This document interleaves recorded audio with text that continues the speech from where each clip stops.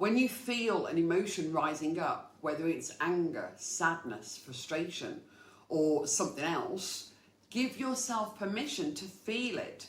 Don't judge it. Don't try to push it away. Just allow yourself to feel it fully, without resistance. Give yourself full permission to feel the emotion. Yes, it can be uncomfortable. Yes, it can hurt. But remember, emotions are like waves. They come, they rise, and then they pass.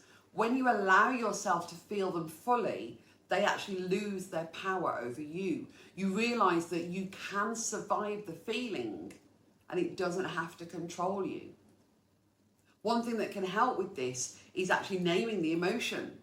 For example, you might say to yourself, I'm feeling angry right now, or I'm feeling really sad. When you name the emotion, it takes away some of its power.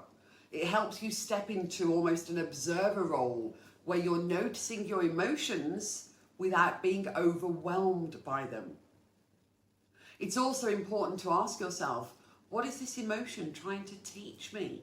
You see, every emotion, even the uncomfortable ones, carries a message. Anger might be showing you where your boundaries were crossed.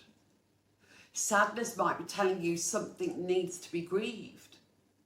When you understand the message behind the emotion, you can begin to heal. You see, healing is about integration. It's about allowing the emotion, learning from it, and releasing it in a healthy way. The more you practice this, the less hold these emotions will have over you. So when you feel an emotion coming up, instead of pushing it down or distracting yourself, just let it flow. It might feel uncomfortable at first, but the more you practice this, the easier it becomes. And what you'll find is that when you allow your emotions to flow through you, they don't stick around anywhere near as long as they would if you tried to suppress them. And then also practice self-compassion. As you begin to allow your emotions, it's important to be kind to yourself. You're human, and feeling emotions is part of the human experience. One way to practice self-compassion is through positive self-talk. Instead of criticizing yourself for feeling a certain way, try saying things like, it's okay to feel this way, or I'm doing the best I can.